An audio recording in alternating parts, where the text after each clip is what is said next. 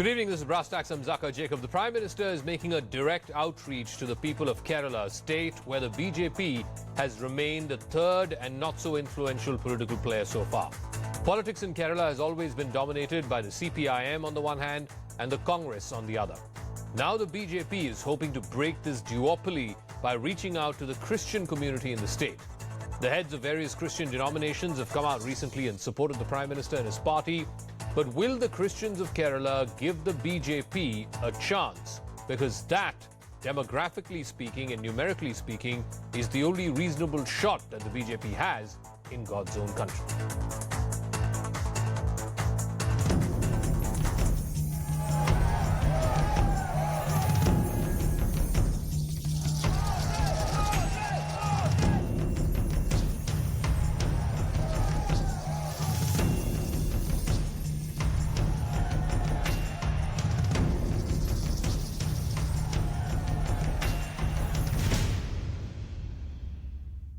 There is still a year to go for the Lok Sabha elections, so why is the BJP making a big outreach in Kerala? The BJP has been trying to build its organisation and win seats in the southern states since 2014, but the best it has achieved so far is a single assembly seat for party veteran O. Rajagopal. He won from Nemam in the Thiruvananthapuram district. This was in the 2016 assembly elections.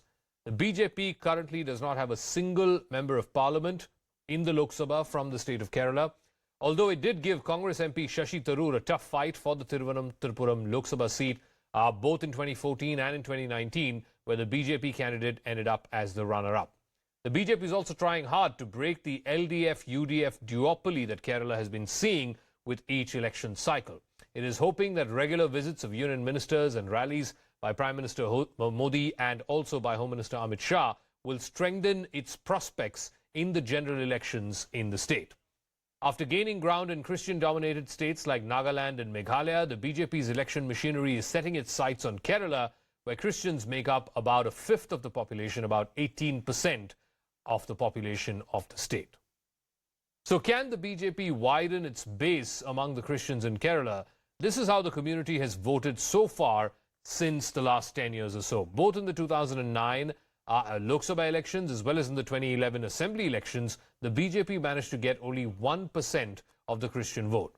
In the 2014 Lok Sabha election, that tripled. It went up from 1% to 3%, and in the 2016 Assembly polls, it was 10%. But then in the 2019 Lok Sabha elections as well as in the 2021 Assembly elections, the proportion of vote that the BJP got from the Christian community fell to just 2%. Now, when he addressed a massive rally this evening in Kochi, Prime Minister Modi made some pointed attacks at the LDF government led by Pinarayi Vijayan. पहले की सरकारों ने जहां हर sector में घोटाले किए, वहीं भाजपा की सरकार हर सेक्टर में युवाओं के लिए नए अवसर बना रही है। दो तरह की आइडियोलॉजी के संघर्ष में केरल का बहुत नुकसान हो रहा है। यहां एक आइडियोलॉजी है जो अपनी पार्टी को केरला के हित से भी ऊपर समझती है, वहीं दूसरी एक और आइडियोलॉजी एक परिवार को हर चीज से ऊपर रखती है। यहां पर दिन रात कुछ लोग गोल्ड की स्मगलिंग के लिए मेहनत करते रहते हैं। केरला के नौजवानों से कोई सच्चाई छिपी नहीं है। All right, let's open this up to our panelists who are joining us on Brass Tacks this evening. Shilpa Nair is BJP leader from Kerala. Sujata Paul, Congress spokesperson, is also joining us. Dr. Faustine Lucas Lobo is the director of the Pontifical Mission Societies of India, and Smita Prakash will also be joining us, editor of ANI. Sujata, let me start with, Shilpa Nair of the BJP. The BJP has been a third player in the state of Kerala, where it's always alternated between the CPM and the Congress. Why should the people of Kerala give the BJP a chance, a party that has not got more than 10 to 12% vote share? Even in the last assembly elections, you had capped out about 12% vote share. In a triangular fight, any party that hopes to win needs to get at least 30% vote share.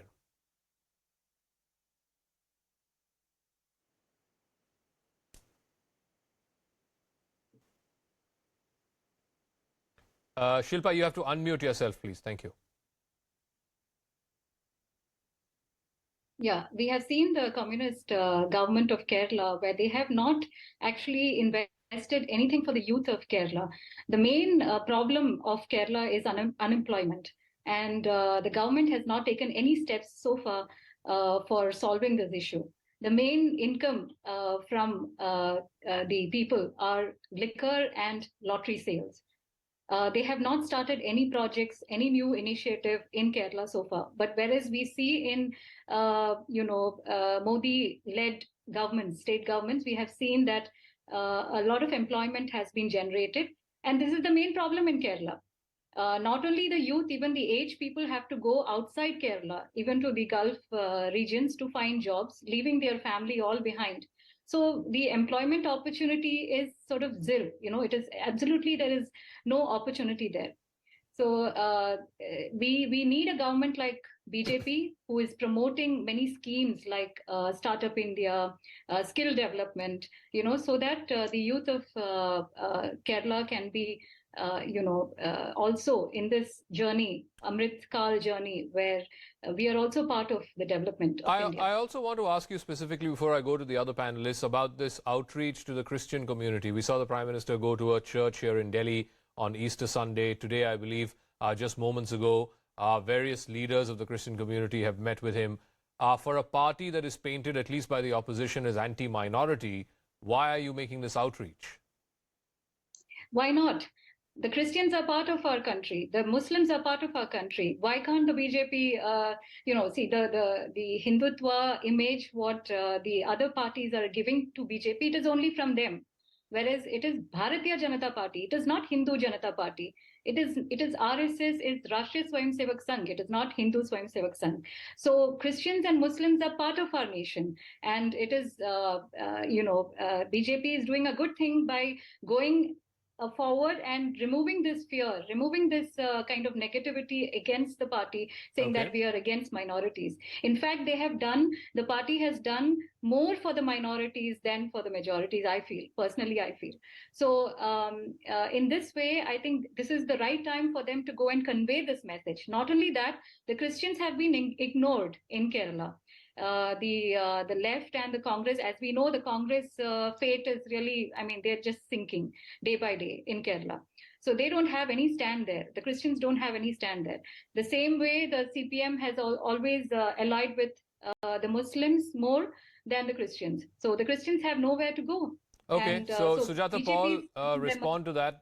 Two points. One that Shilpa Nair is making is that where do the Christians of Kerala go to? They've always been big backers of the Congress. Look at the state of the Congress party, not just in Kerala, but across the country. Why should they, A, waste their vote? And B, what has the Congress itself done to cultivate a new generation of leaders in that state? The biggest names that there were, the likes of an Umman Chandi or an A.K. Antony, even a K.M. Mani, who's not a Congress leader, but he's a Kerala Congress Mani leader.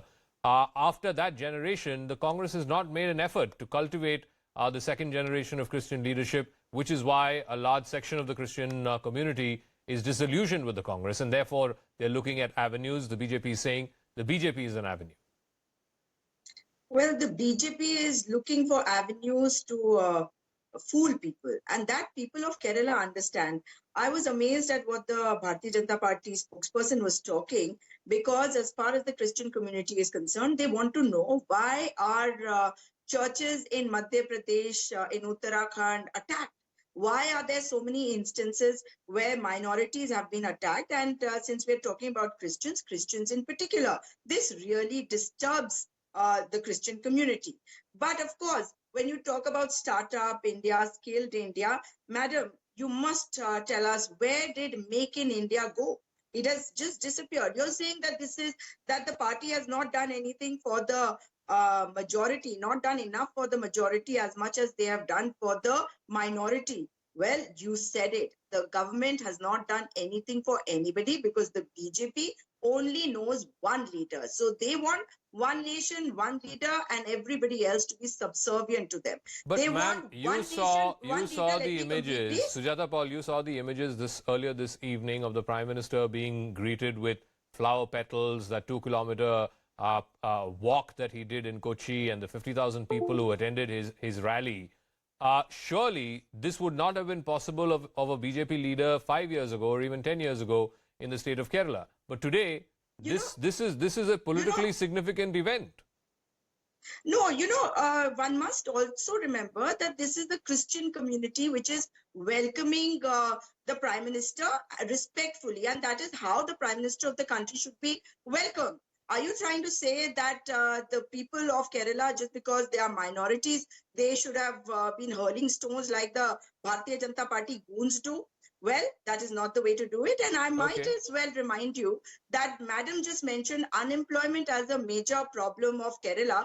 Well, the country is still waiting for the 2 crore jobs that were promised by the Bharatiya Janata Party government. Now it's 9 years and there are no jobs which people can speak about. Okay. And before So Corona, let me go to ma'am, we had with your permission. of unemployment of 45 years, okay, madam. let me go to Smita Prakash of ANI. Smita, the issue for the BJP is they've got a very tough and a very competitive election in Karnataka that's coming up.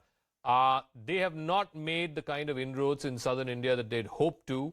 They are hoping that they will do so in Telangana to some extent, possibly even Tamil Nadu. Why is expanding to the south such an important part of the BJP's strategy or plan for 2024, and how easy or difficult may that be if, and I know it's a big if, but if the BJP were to lose Karnataka?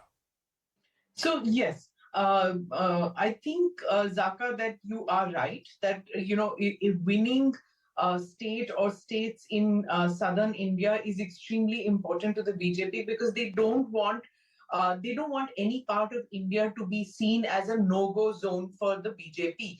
And they want to shed that image of it being a Hindi party, a Hindi language party, or a North-based party. Just like, if you remember, in the 90s, they had this image of being a Baniya kind of a party, a Hindu Baniya party, a shopkeepers party. These are the kind of epithets that used to be used for the BJP, that, the same way that it's a Hindu majority party, doesn't look at non-Hindu areas. But, they proved that wrong by getting into states in the Northeast. People used to say Northeast mein to BJP aa hi nahi sakti, and somehow they managed to make inroads out there. How they do it is a different matter. Now, as far as South India is concerned, it's always been a thorn in the flesh. They haven't been able to make inroads there because regional parties are very strong in southern India. In Karnataka, they are there, but very precarious situation, as we know. Now, as far as Kerala is concerned, they've been making strong attempts before the 2024 Lok Sabha elections. Now, Prime Minister Modi is the central focus of the campaign by the party. But this outreach to the Christian community is very interesting. And I don't believe that the outpouring that you saw today is just hospitality, as the Congress spokesperson would have us believe. They have been trying to reach out to the Christian missionaries. And they've also been trying to reach out to the youth of the state. The campaign in Kerala has also, been towards beyond ideological issues. As the clip that you played just now of Prime Minister Modi saying that, tired ideological battles is something of the past. Think about something new. So the new is going to be about development agenda, and that is why this Vande Bharat or that Yuvam program that they have, they want to reach out to, those disgruntled youth who have moved away from the Congress-led UDF. So they want to bring those people into the BJP. So there seems to be some kind of a change, a minor change maybe, but the Congress is kind of confident that despite Mr. Modi being there, once Rahul gets into this outreach mode in the month of May, Rahul will be able to negate whatever impact Mr. Modi has done. They are that confident in Rahul Gandhi in Kerala. Let me ask Father Faustine Lucas Lobo. Dr. Faustine, there are a couple of things that stand out. Obviously, there is this reach out that the BJP, the Prime Minister, the Home Minister, they've been making to the leadership of the Christian community. Even today in Kochi, I believe, a bunch of senior bishops of various denominations met with the Prime Minister. But does that necessarily mean that the community itself may be open to, voting for the BJP or considering the BJP? Because there is a certain amount of distance, if not disillusionment, between a good majority of the community and the leadership of the community because of the events that we've seen in the last few years, because of child sexual abuse allegations against senior members in the church, this whole Franco Mulakil case, which has been looked at very, very skeptically by people in the community. All of that is fostered a sense of distance, if not disillusionment, between the people and the clergy. Yeah, good evening. First and foremost, I would like to welcome the statement that was made by BJP representative here. It looks like they are now speaking inclusive language. I think what is required today is my prayer to the government is walk the talk. What we speak today, inclusive, it should be all over India. Mere posturing is not enough. That will not serve any purpose. So when I speak about this reaching out, Christians want the Prime Minister to reach out to them when they are attacked, when they are in troubled situation, when they are suffering. Innocent people are attacked. Innocent persons are blamed for what they have not committed. So in such a situation, we have not heard the Prime Minister speaking. We pray that the Prime Minister speaks then, because that is the situation where the Prime Minister must show that I am for all. And when I'm for all, I cannot tolerate any kind of disturbance, suffering of any person. Even to the court, we see so many cases are listed out and they are given to the court. And when the government was asked, the government is giving an answer saying that all of them are not true. They are false. False But cases Father are Lobo, listed here. Father Lobo, why then are leaders of the church, the Catholic Church in Kerala, the Orthodox Church in Kerala, they've all sort of been making a beeline to meet the Prime Minister and other senior leaders of the Very BJP. good. They've all been Very saying good. extremely nice things Yeah. about the BJP. Why? Very good question. Very good question. Now see, we are respecting our leaders and our government. Our president is president for all. Our prime minister is prime minister for all. For the prime minister, he may be from BJP government or BJP party, but once he is the prime minister, he is our prime minister. When prime minister takes this trouble of coming to us, we show utmost respect to the dignitary, because that is how we have to live. So we may have differences, but that should not come on the way when Prime Minister makes a call and says, I'm coming to you. So it is also specifically Indian culture, Atithi Devo Bhava. So when a guest comes, we have to. Now that doesn't mean that all this will translate into words. There is no connection between this honoring and the gathering and the words that have to come. And secondly, what I would like to say is when innocent people are attacked all over India, Prime Minister does not condemn. You made that point now, before. Okay. So let me ask Shilpa to respond. How do you square, this outreach by the leadership of your party with what Father Lobo is saying, attacks on churches and these anti-conversion laws that have been brought in states where the BJP is in power? He's saying that there is a dichotomy there. On the one hand, you're doing outreach and the community is responding because that is, the sense of respect, but that does not necessarily mean it will translate into votes. Okay, two things. One is the attack on the Christian community, these are not attacks by BJP. And we have to understand that when it happens in a state, this comes under the state's, authority to control such a violence, to investigate all this. Everything the Prime Minister cannot come and check on. This is coming under the state. So we have to understand these facts. Even there has been attacks on Hindu community as well, on the sannyasis as well. But this is all a state matter. We have to actually we have to understand that these things take place in such manner.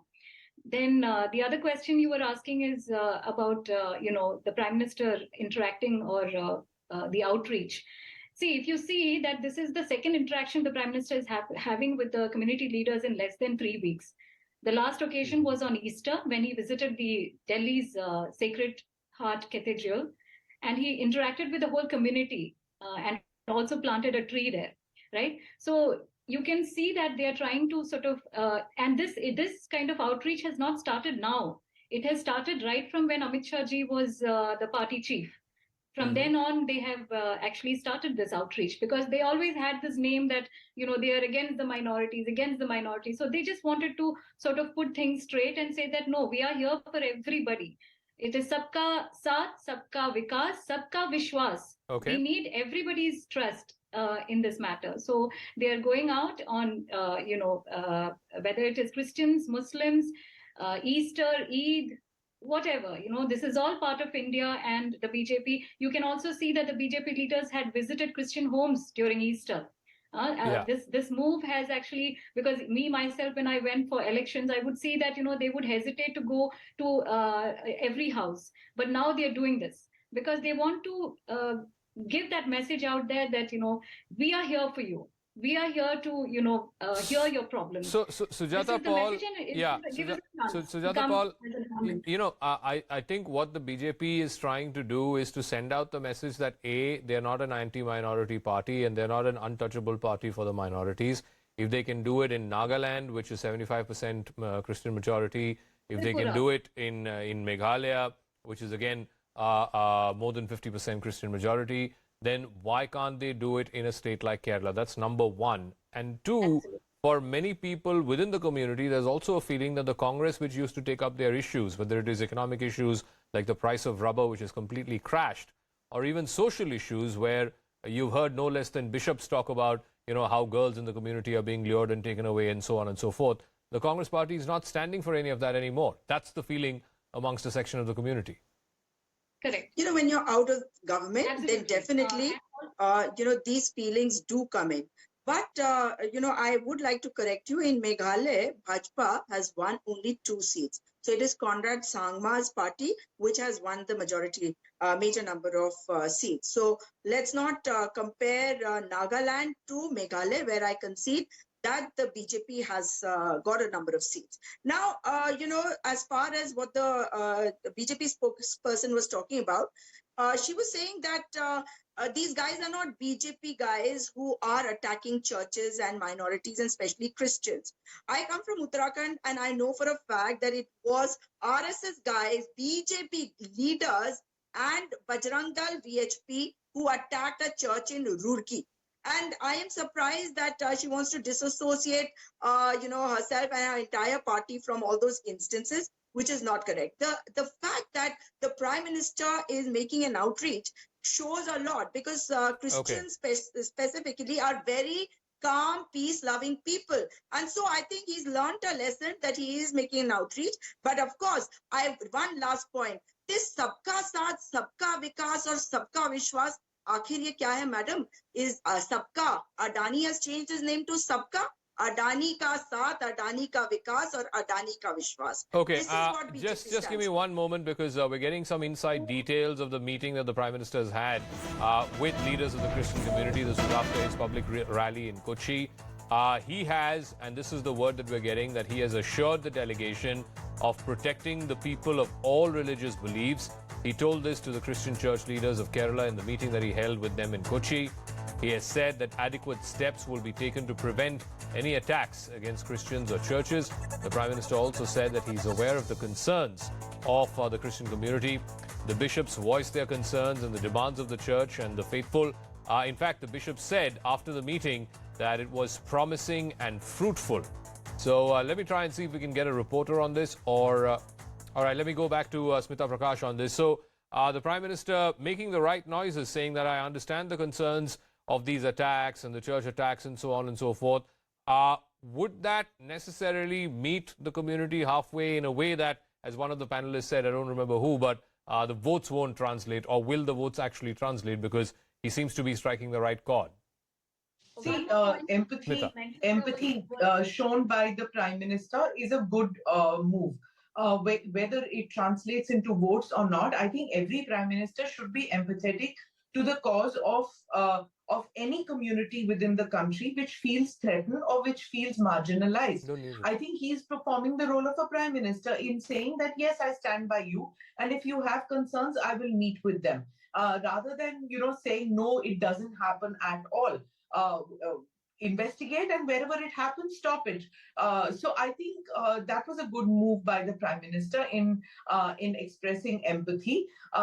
It is a move, as Father Lobo said, that it may not translate into votes, but it shows that both sides are willing to come to the table and talk, and that is a major thing. See, remember, as far as politics is concerned, the BJP is at zero in the 140-member Kerala Assembly. They're nowhere, and they don't have any of the 20 seats in Lok Sabha. So as far as politics is concerned, electoral politics is concerned, they are starting from rock bottom. So to begin with that, you have to be humble, you have to be accommodating, and I think the BJP is doing that, and it's being led from the front by the Prime Minister. All right, Father Lobo, I'll give you the final word. You've heard what the meeting was between the Prime Minister and church leaders, where he has told them that he understands their concerns and that it is the job of the government to protect people of all faiths, and necessary steps will be taken to prevent such attacks.